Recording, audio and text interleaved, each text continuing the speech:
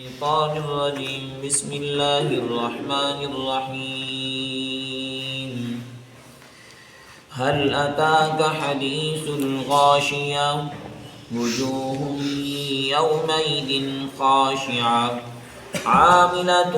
ناصبة تصلى نارا حامية تسقى من عين آنية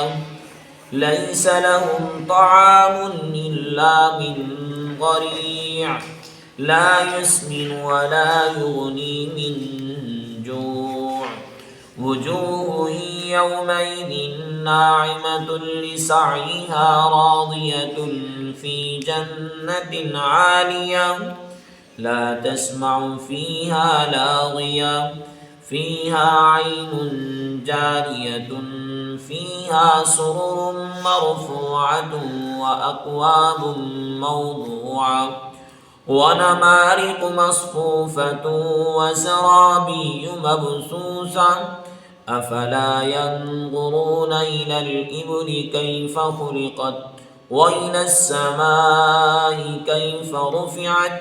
وإلى الجبال كيف نصبت وإلى الأرض كيف سطحت فذكر إنما أنت مذكر لست عليهم بمسيطر إلا من تولى وكفر فيعذبه الله العذاب الأكبر إن إلينا إيابهم ثم إن علينا حسابهم صدق اللہ العظیم۔ کیا آپ کے پاس آئی ہے بات چھپا لینے والی کی؟ اس دن کتنے چہرے جھکے ہوئے ذلیل ہوں گے، محنت کرنے والے تھکے ہوئے ہوں گے، داخل کیے جائیں گے دہکتی ہوئی آگ میں، پلائے جائیں گے کھولتے ہوئے چشمے کے پانی سے،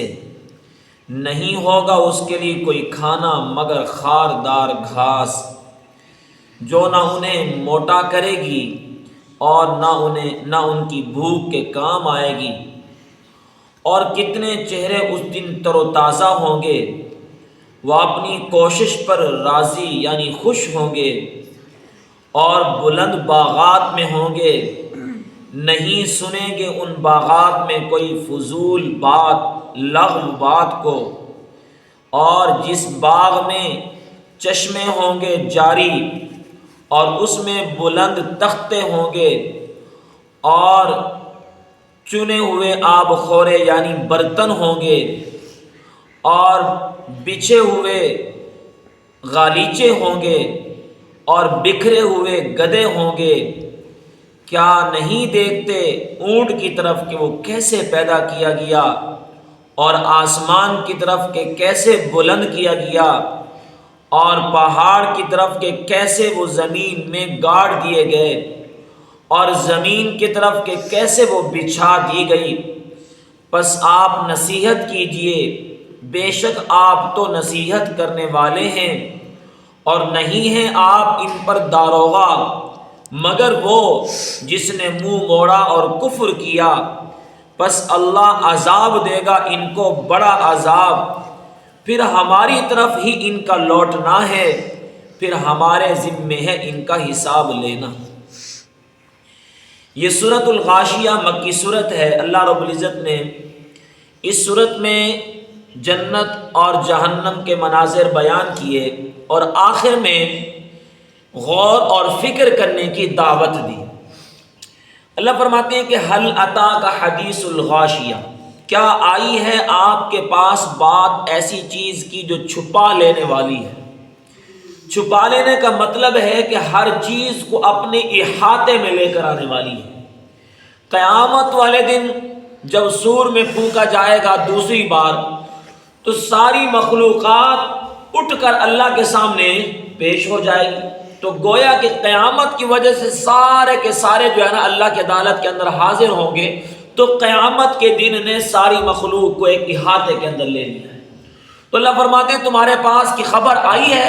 کیا خبر پہنچی ہے کہ ایک ایسا دن آئے گا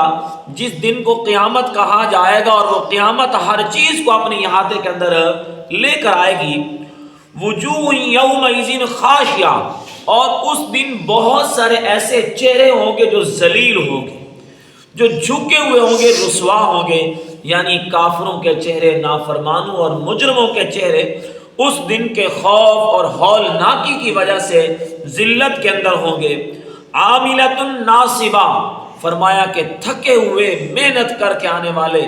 یہ وہ چہرے جنہوں نے دنیا کے لیے جو ہے نا کمایا، دنیا کے لیے تھکے، دنیا کی مشقتیں اٹھائیں، تو آج جو ہے نا یہ قیامت والے ذلیل اور رسوا ہے۔ بہت سارے ایسے چہرے جو دنیا کے اندر خوش نظر آتے ہیں،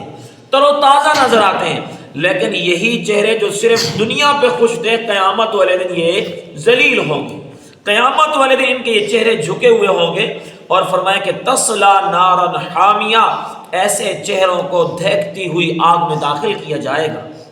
تسقا من عین آنیہ، جب اس آگ میں جائیں گے اور پانی کی طلب کریں گے، انہیں پیاس لگے گی، فرمایا کہ انہیں ایک ایسے چشمے کا پانی دیا جائے گا جو پانی کھولتا ہوا ہوگا، بہت سخت قسم کا گرم۔ اللہ نے قرآن مجید کی دوسری آیت میں ارشاد فرمایا کہ اتنا گرم ہوگا، جب یہ پانی کی طلب کریں گے، انہیں وہ پانی دیا جائے گا، اس برتن کو جب اپنے منہ کے قریب کریں گے، اس کی تپش کی وجہ سے ان کے چہرے کی چمڑی جھلس کر اس پانی میں گر جائے گی۔ یہ ہے کھولتا ہوا پانی، اتنا سخت قسم کا۔ اور فرمایا کہ لیس لہم طعام الا من ضریع، بھوک لگے گی، کھانا مانگیں گے، فرمایا کہ انہیں ایک خاردار گھاس، کانٹے والی گھاس انہیں کھانے کے طور پر پیش کی جائے گی۔ اور ایک اللہ نے فرمایا ان شجرۃ الزقوم، فرمایا کانٹے والا درخت انہیں کھانے کے لیے پیش کیا جائے گا۔ یہ جہنمیوں کا پانی اور ان کی غذا ہے۔ اور فرمایا کہ لا یسمن ولا یغنی من جوع، یہ جو انہیں کھانا پیش کیا جائے گا نا، ایسا نہیں جو انہیں کوئی موٹا کر دے گا، ایسا نہیں جو ان کی بھوک مٹا دے گا، بلکہ ان کی سزا اس سے بڑھے گی، ان کو تکلیف ہوگی۔ جب اللہ تعالیٰ نے آیت اتاری کہ لیس لہم طعام الا من ضریع، نافرمانوں کو جہنم کے اندر جو کھانا دیا جائے گا، خاردار گھاس دی جائے گی، تو مکہ کے کافر کہنے لگے کہ یہ کیسا کھانا ہوگا جو دنیا کے اندر تو ہمارے جانوروں کو دیا جائے تو جانور موٹے ہو جاتے ہیں، یعنی گھاس ہوتی ہے نا جس کے اوپر تھوڑے تھوڑے کانٹے بھی لگے ہوتے ہیں، جانور کھاتے، اور عرب کے جو اونٹ ہوتے تھے وہ تو اس طرح کا گھاس کھاتے تھے۔ تو وہ کہنے لگے ہمارے جانور کھاتے ہیں تو موٹے ہو جاتے ہیں، اور مسلمانوں کی کیسی کتاب ہے جو کہتا ہے کہ نہ وہ موٹے ہوں گے نہ تمہاری بھوک اس سے ختم ہوگی۔ تو اللہ رب العزت نے فرمایا وہ در حقیقت جہنم کا کھانا تمہارے لیے بطور سزا کے ہوگا، وہ جہنم کا کھانا نہیں بلکہ جہنم کے انگارے ہوں گے۔ اب انگارے تو کسی کو موٹا نہیں کریں گے، انگارے تو کسی کی بھوک کو نہیں مٹائیں گے۔ یہ تو ہے کافروں کی حیثیت اس دن۔ اگر اللہ نے ایمان والوں کا تذکرہ فرمایا کہ وجوہ یومئذ ناعمہ، کتنے چہرے ایسے اس دن ہوں گے جو تر و تازہ اور خوش ہوں گے، لسعیہا راضیہ، جو اپنی کمائی پر آج خوش ہوں گے، یعنی دنیا میں جو کمایا تھا، محنت کی تھی، اللہ کو راضی کرنے کی، اللہ کو خوش کرنے کی نیک اعمال کیے تھے، جو تھک کے آئے تھے نا، آج وہ خوش ہیں کہ انہوں نے محنت کی، ان کی محنت کو انہیں صلہ مل رہا ہے۔ فرمایا فی جنت عالیہ، وہ کیا صلہ ہے؟ اللہ فرماتے بلند قسم کے باغات ہوں گے، عظیم باغات، لا تسمع فیہا لاغیہ، جب ان باغوں میں جائیں گے محلات ہوں گے، اور ان محلات کے اندر کسی قسم کی کوئی فضول بات نہیں ہوگی، خاموشی ہوگی، اور فرمایا کہ خوشی ہوگی اور کچھ بھی نہیں ہوگا۔ فیہا عین جاریہ، اور فرمایا کہ اس کے اندر ایسے چشمے ہوں گے جو ہر وقت جاری ہوں گے، جن کا پانی ہر وقت جاری ہوگا، دودھ کا چشمہ بھی ہوگا اور پانی کا چشمہ بھی ہوگا، شہد کا چشمہ بھی ہوگا، ہر چیز کا چشمہ اللہ تعالیٰ وہاں پر جاری فرما دیں گے جو انسان کی خواہش ہوگی۔ فیہا سرر مرفوعہ، بلند قسم کے تختے لگائے جائیں گے ان کو اوپر بٹھانے کے لیے۔ اللہ نے جیسے فرمایا نا کہ علی الارائک ینظرون، یہ ان تختوں پر بیٹھ کر دیکھ رہے ہوں، یہ بلند تختے گو تکے لگے ہوں گے، وَأَكْوَابٌ مَوْضُوعَةٌ، اور فرمایا کہ برتن جس کے اندر وہ جنت کا پانی، جنت کی شہد، جنت کی شراب اور جنت کا جو ہے نا دودھ پیئیں گے، وہ آب خورے خوبصورت برتن ہوں گے، اللہ کی طرف سے چنے ہوئے برتن ہوں گے،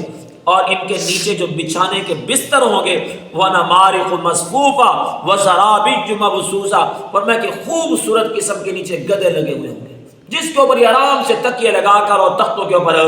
بیٹھے ہوئے ہوں گے۔ یہ ایمان والے ہیں جو لِسَعْيِهَا رَاضِيَةٌ، اپنی کمائی پہ آج خوش ہیں، جو دنیا میں کمایا تھا آج ان کو انعام مل گیا۔ افلا ينظرون الى الابل كيف خلقت، اللہ تعالیٰ نے اس آیت کے اندر ان لوگوں کو غور و فکر کرنے کی دعوت دی ہے جو اللہ کے منکر ہیں یا قیامت کے دن کے منکر ہیں، اللہ کے حکم کے منکر ہیں اور آخرت کے دن کے منکر ہیں۔ اللہ فرماتے ہیں کیا یہ لوگ جس اونٹ پر سوار ہوتے ہیں اس اونٹ کو ذرا غور سے دیکھیں تو صحیح کہ اتنے بڑے جانور کا پیدا کرنے والا کون ہے؟ اور فرمایا وَإِلَى السَّمَاءِ كَيْفَ رُفِعَتْ، جس آسمان کے نیچے رہتے ہیں ذرا غور تو کریں اس آسمان کو بلند کرنے والا کون ہے؟ وَإِلَى الْجِبَالِ كَيْفَ نُصِبَتْ، جن پہاڑوں میں یہ چلتے ہیں ذرا غور تو کریں ان پہاڑوں کو زمین کے اندر بطور میپ کے گاڑنے والا کون ہے؟ وَإِلَى الْأَرْضِ كَيْفَ سُطِحَتْ، جس زمین پہ یہ چلتے ہیں ذرا غور تو کریں اس زمین کو بطور فرش کے بچھانے والا کون ہے؟ ذرا غور کریں جو رب یہ سب کچھ کر سکتا ہے وہ رب تمہیں مارنے کے بعد دوبارہ زندہ بھی کر سکتا ہے، اس کے لیے کچھ مشکل نہیں۔ اور پھر آخر میں آپ صلی اللہ علیہ وسلم کو خطاب کیا فذکر، اے میرے محبوب آپ نصیحت کرتے رہے، اس لیے کہ انما انت مذکر، ہم نے آپ کو مذکر نصیحت کرنے والا بنا کر بھیجا، آپ کا کام نصیحت کرنا ہے، بس آپ نصیحت کرتے رہے۔ جیسا کہ پیچھے بھی اللہ تعالیٰ نے سورۃ العالم میں فرمایا فذکر ان نفعت الذکریٰ سیذکر من یخشیٰ، میرے محبوب آپ کی نصیحت اگر نفع دیتی ہے تو آپ نصیحت کرتے رہیں، اور یقیناً نصیحت وہ حاصل کرے گا جس کے دل کے اندر من یخشیٰ، اللہ کا ڈر اور اللہ کا خوف ہوگا۔ تو گویا کہ حکم یہ ہوا کہ نصیحت کرنے والے کا کام نصیحت کرنا ہے، وہ اپنی ذمہ داری پوری کرتا رہے۔ لست علیہم بمسیطر، باقی منوانا عمل کروانا یہ نصیحت کرنے والے کی ذمہ داری نہیں، اس لیے کہ اللہ نے فرمایا کہ میرے محبوب آپ ان پر داروغہ نہیں ہیں، کہ آپ کی یہ ذمہ نہیں ہے کہ عمل بھی کروائیں، ذمہ نہیں کہ ایمان بھی ان سے قبول کروائیں، آپ کے ذمہ ہے نصیحت کرنا، مگر الا من تولی وکفر، جو آپ کی نصیحت کو قبول نہیں کرے گا، ایمان نہیں لے آئے گا، منہ موڑ جائے گا، انکار کر دے گا، اسے بھی بتا دیں فیعذبہ اللہ العذاب الاکبر، پھر اللہ کا عذاب بھی بڑا سخت ہے، بڑا عذاب ہے۔ یعنی جو نہیں مانتا، آپ کی نصیحت نہیں سنتا، ایمان قبول نہیں کرتا، ایک دن ان الینا ایابہم، آنا تو پھر بھی سب نے ہمارے پاس ہے، مانے وہ بھی تو ہمارے پاس آئے گا، جو نہیں مانے گا وہ بھی ہمارے پاس آئے گا، آنا تو سب نے ہمارے پاس ہے، پھر ثم ان علینا حسابہم، حساب بھی ہم نے ان سے لینا ہے، لہذا حساب کتاب بھی اللہ کے پاس ہے، اللہ کے سامنے پیشی ہے، تو جو مانے گا اس کے لیے اللہ کے سامنے جب پیشی ہوگی انعام دیا جائے گا، جو نہیں مانے گا اللہ کے سامنے پیشی ہوگی اس کو سزا دی جائے گی۔ تو فیصلہ ہو گیا کہ دنیا کے اندر ایمان والوں کو حکم ہے کہ اس کام کو یعنی تبلیغ والے کام کو کرتے رہیں، انبیاء کو جیسا کہ حکم تھا، لہذا تبلیغ کرنا ذمہ داری ہے، عمل کرانا ذمہ داری نہیں ہے۔ اتنا ضرور ہے بتا دیا جائے کہ بندو ایک نہ ایک دن جانا تو سب نے اللہ کے پاس ہے، حساب کتاب تو سب نے اللہ کے سامنے جو ہے نا جا کر دینا ہے، زندگی کا معاملہ تو سب کا اللہ کے سامنے پیش کیا جائے گا۔ اللہ عمل کرنے سمجھنے کی توفیق عطا فرمائے۔